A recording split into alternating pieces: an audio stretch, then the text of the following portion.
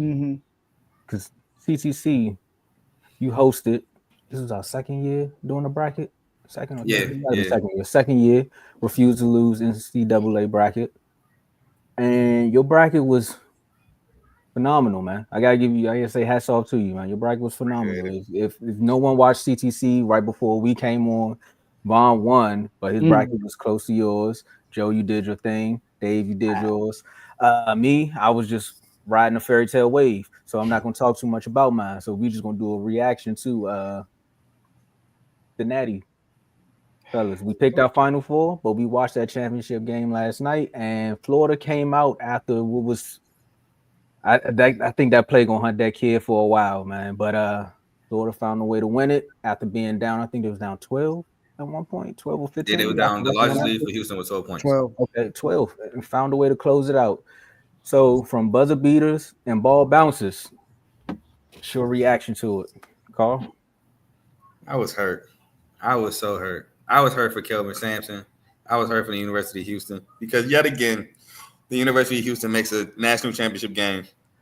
Now, the last two times weren't recent, but still for the community and guys that were alive to see, hopefully alive to see all three national championships, they have yet to see U of H win a natty.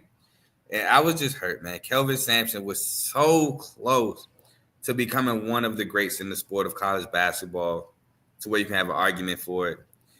And Florida, they just made winning plays. I mean, it's not like you can't discredit Houston. I mean, you can't discredit Florida. Florida made winning plays. They caused the turnovers. They got block shots. They played stupendous defense, including Walter Clayton Jr.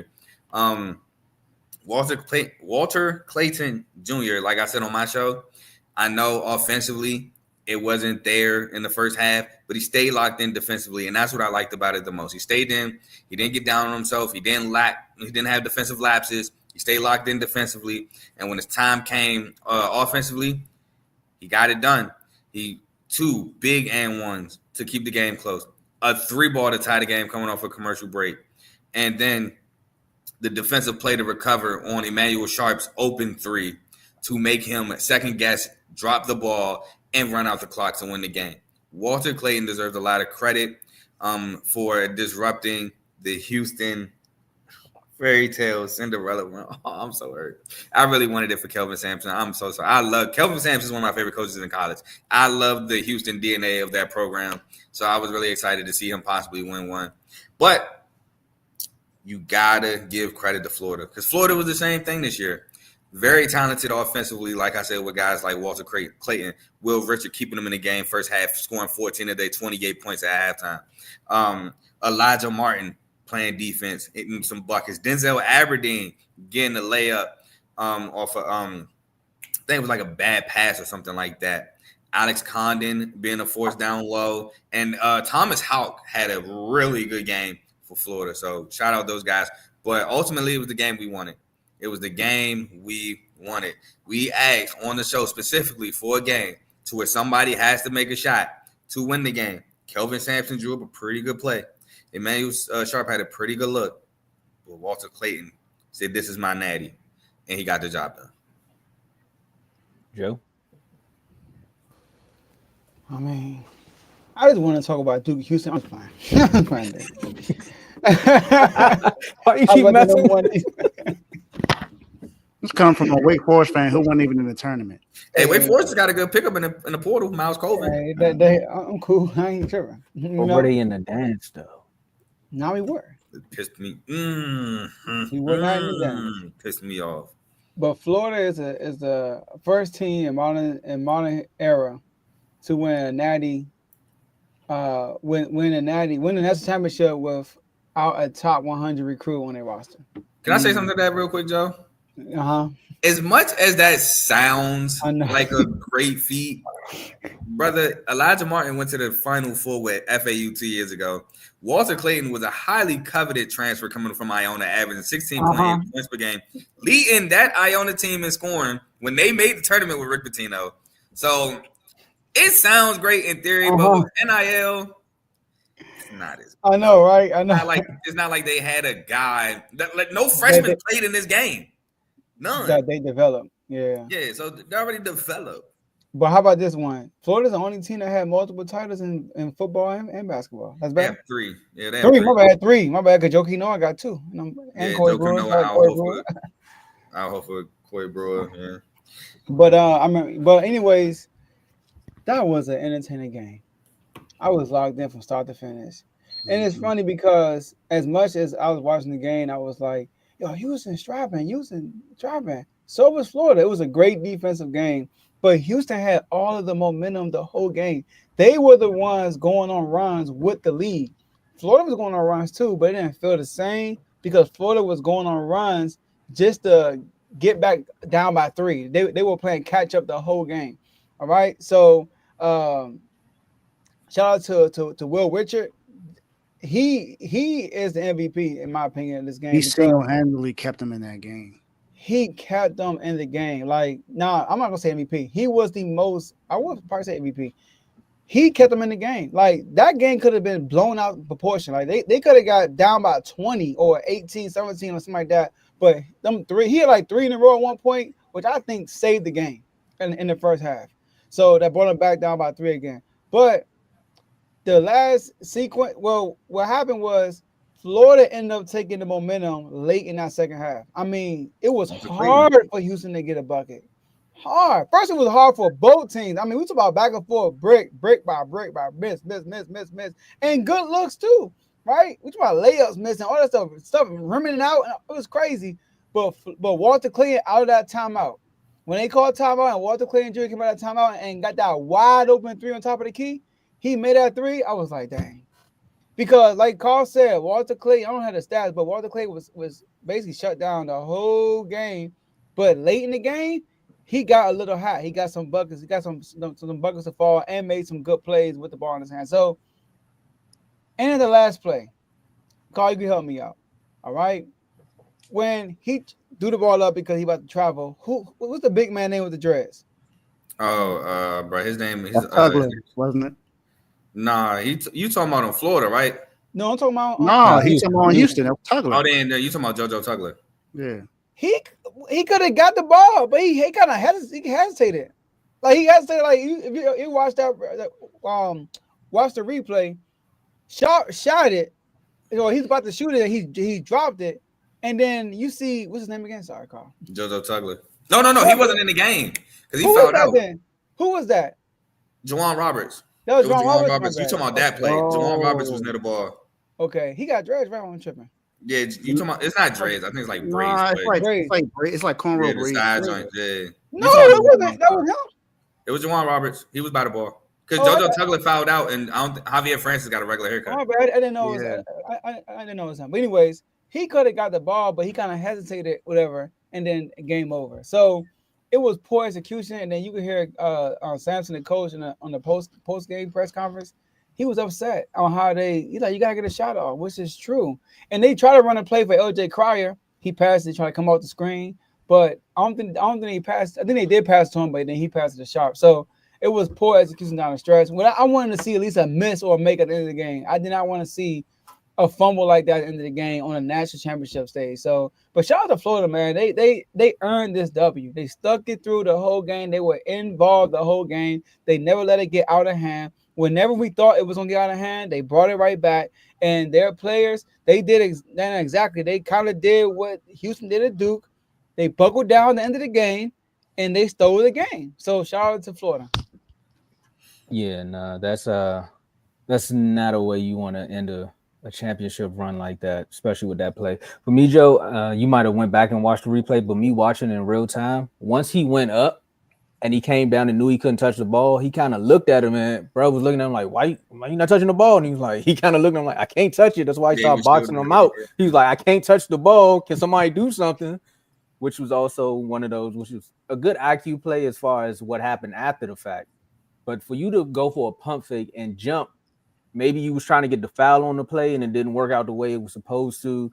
And then you come down and then the nose like, I can't touch it. And it's just like, man, I felt for that kid in that moment because he's like, it's over. There's nothing else we can do unless somebody get it and pull a, like we said backstage, and pull a Carlton Banks and just throw the ball and maybe something happens. That was just heartbreaking. I want to say shout out to I forgot that he was a Florida fan. the Denver Bronco fan that came on here. Say shout out to Tyler because he's a Florida fan. And I was like, "You still root for Florida?" He was like, "Yeah." I was like, "About time one of your teams won something on air." But but outside of that, I know I couldn't. I wasn't just about to give him too much props. But outside of that, this was a great. Both tournaments, actually, the men's and women's, was great. They were both entertaining. They both came well, not the women's, but the men's came down to 2 games. The Duke Houston game was a good one.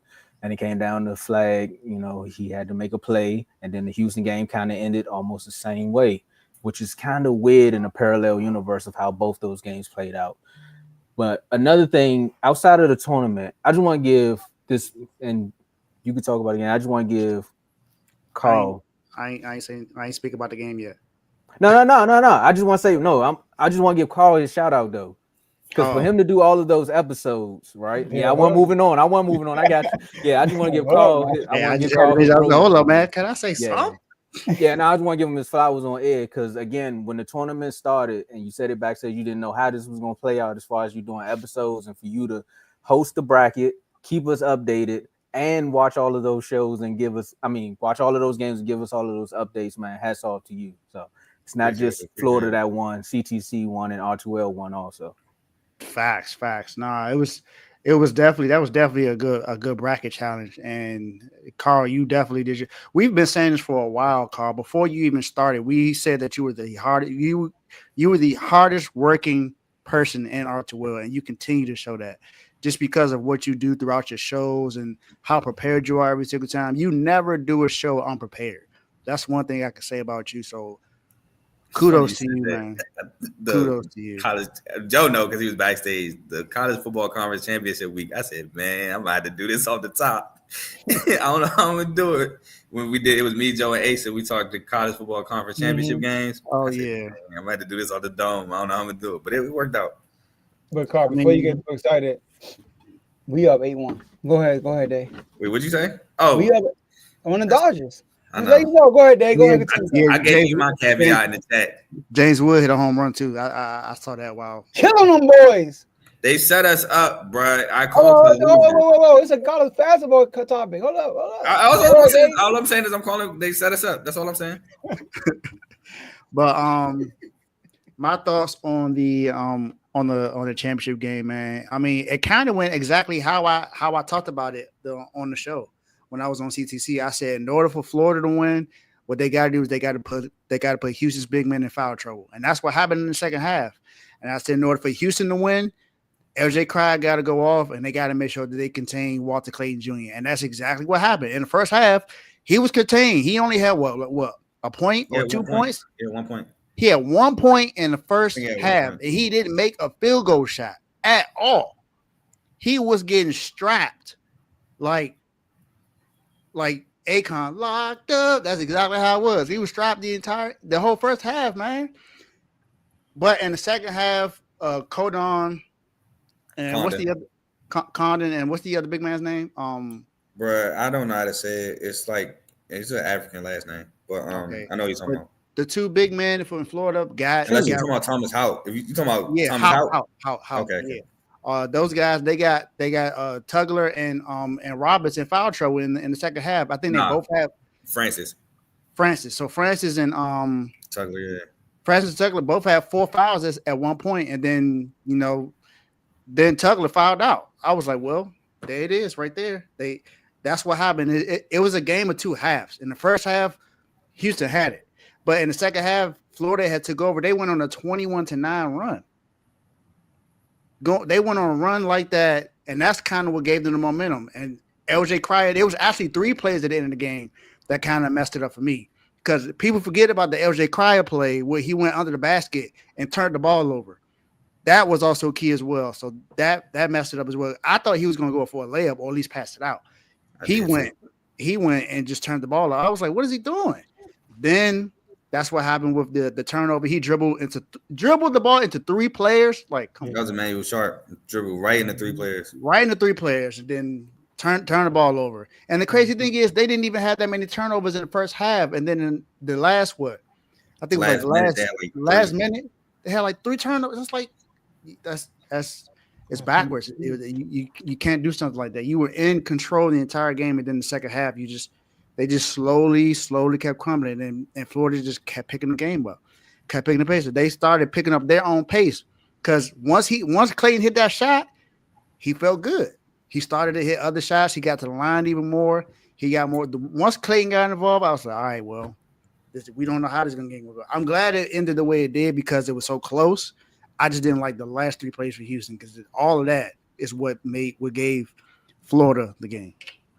Yeah, I didn't like that Emmanuel Sharp, who's normally really a shooter for real, tried to go off the bounce in between 3 players. Like, all right, you didn't have anything. It seemed like I don't have nothing. I'm going to force it. Force I it. think the moment kind of got to him in that space. The LJ Cryer one, a play that sticks out to me as well is the one that forced the TV timeout where he had a 3, he pump faked, and he was out of bounds. And that was a turnover. Yeah, on the sideline. Mm-hmm. Yeah, that was a turnover as well. But I also thought it was one where he had a shot, pump fake, and tried to drive, and he missed a floater. And LJ normally hits that, and I thought that was a big miss too. Mm-hmm. But like I said, man, hats off to Florida. I've been praising Florida on both ends all year, and when the rubber needed to meet the road, they played really good defense. Mm-hmm. They did. Lock them boys up, like they said. Locked up. I knew he was going to say that. I really wish, because it was a great play. I think that play, I know Joe said he thinks it was for LJ. I really do think that play was for Emmanuel Sharp. He's the best 3-point shooter on the team. And I seen him waiting under the rim for a screen. He didn't really get a screen, but he used Juwan Roberts to like zip her up. And it looked like Juwan Roberts was bodying the big man instead of Walter Clayton. And Walter Clayton had a free release to Emmanuel Sharp. I wish Sharp would have pump faked. But I can see how Sharp thought he had the time to shoot. Because if you look at a still motion of when Sharp has the ball in the shooting pocket and like where Walter Clayton is, you would think, oh, he got plenty of time to get that off. But the closing speed of Walter Clayton was just that crazy to where when you run the tape, he's right there when he's at the height of his release. Yeah, great defense. Like you said, it was for Florida, that's a storybook ending. For Houston, it's what could have been. But Carl, again, we gave you your flowers while you were on air. You know, baseball season is ramping up. So tell the folks what you're going to be doing in this off season while we're on CTC. Oh, CTC is back to 1 episode a week. Yes, it is. It is review season. I am going to be reviewing Michigan State basketball season next year with my boy Luke. Shout out next Tuesday. I will be reviewing South Carolina basketball season the week after that. Hey, shout out South Carolina, by the way. Got a huge transfer pickup in Trey Eagleson. Tonight, put up 40 against Alabama, 50 in the Summit League tournament. The South Carolina ladies too got tonight. Yep, they got the leader scorer. Yep, got her. But the men's, like I said, the men's Trey Eagleson. We got Michi Johnson coming back. So shout out to him. We got 3 guards. I can't remember who the third one is right now, but shout out South Carolina for sure. Worm about that mock football draft. I got to talk to AJ and Kev about that. Because that's who did the mock draft last year. It was me, AJ, and Kev. We got to talk about that and iron that out. We got a couple time, but I might get on that tomorrow. Thank you for that, Worm. That will be soon. And there will be an NFL draft show. So that will be my episodes a week. NFL draft show. Just what? The third annual? I can't believe this is the third annual show already. Or is this 4th? Is it 3rd or 4th? Third. I hosted the first one. Yeah, then I hosted the hosted second. the last one. Can't believe it's already the 3rd annual draft year. Yeah, it's the 3rd. Not the 3rd. It's the 3rd. The first one was when Jamari Gibbs got drafted. Yeah, Jameer Gibbs and Jalen Carter. Oh, no, I'm sorry. When Dave said he hosted, I was thinking his show. My bad. No, yeah. The first one was R2. I got Mozzie going to Cowboys. That was the first one. But all right, man. Then we kick Teddy. All right, my bad. I'm gonna finish. I don't like Michigan either, man. I'm with you. I just want to throw that out there. My bad. That was the same draft that we drafted. Which one called in third in the third round? The kicker, right? Yeah, Jay Moody. Michigan, man. I'm telling you. Hey, they ruin your team, man. They ruin their own team too. Anyway, so we got the NFL draft joint, and then Dave's coming on. Dave and Ace. ACC review show. We got to review what we previewed. So, that's coming. Coaching carousels, grading coaches, looking back at my past coaching carousel grades, seeing how they stacked up after year 1. Stuff like that. I'm sorry, worm comment. stuff like that. So yeah, we are going to be in the off season. It was fun being in season, but this will be a nice little break because it's a lot. Oh, one shout out, my tournament record for both NIT and the tourney. I did the math earlier. I said it on my show. Out of 98 games, I got 19 wrong.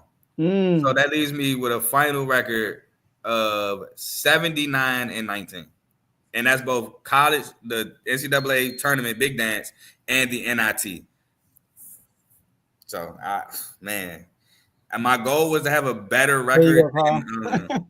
You should have did that when he said that Michigan comment. My goal was to have a better record than I had last year, and I absolutely killed that goal. So I'm happy. Okay, well, I mean, each year we get better. We aim to get better. Next year, I'm gonna actually listen and not go with my heart when I'm filling out my bracket because I probably would have been in the top 4 because I had Florida and Houston. Don't ask me how I got to it, but they got there. Then I picked Maryland, and just like the coach, they let me down. You know what I'm saying? Oh, hold on. Speaking of, my bad. Speaking of, Tomo, I didn't even peep this pattern until somebody brought it to my attention today. You might only enjoy the next 4 or 5 years under Buzz Williams. Don't look for an extension. They said Buzz did a study to where he doesn't sign extensions because he doesn't like that. When the expectation gets too high, that's when he leaves. So, for example, I know it sounds crazy, but let me explain. So, at Virginia Tech, they weren't really that great. Then he got him to the tournament. And they like, well, they don't remember what they was before they hired me. They just remember where I got them. So if I go to the tournament one year, have a really good season, let's just say I won 20, 25 games, and then Worm said it. Then I win like 20 games the next year, but don't make the tournament. They're not going to remember. I took us from a 10-win program to a 20-25 program. They're just going to remember, well, last year you won like 25. This year you won 20. That's not as good. And then he's going to dip. And he's going to try to build up another program. So smart man. Say no. From Mike McCarthy to Buzz. All right. Thanks, Carl. At least you're going to have a good 4 to 5 years, though, bro. I mean, you're going to have a good 4 to 5 years. You might not be Michigan State, but you might have a good 4 to 5 years. Hey, hold up now. How many belts have it been in a row? That wasn't no belt. You got lucky. We didn't get. Hold on. You do know that's the second time MSU has hit a buzzer beater in your house from That's that why spot. y'all wear green for the luck. That's what it is. You wear green. That's our colors, bro. And that's 7 straight belts that y'all didn't caught by Michigan State. UCK. Wow, okay. That's 5. The Chipotle Classic is basically the Michigan State Invitation. The Chipotle Classic is the Michigan State Invitational. Dang. Have your fun with it.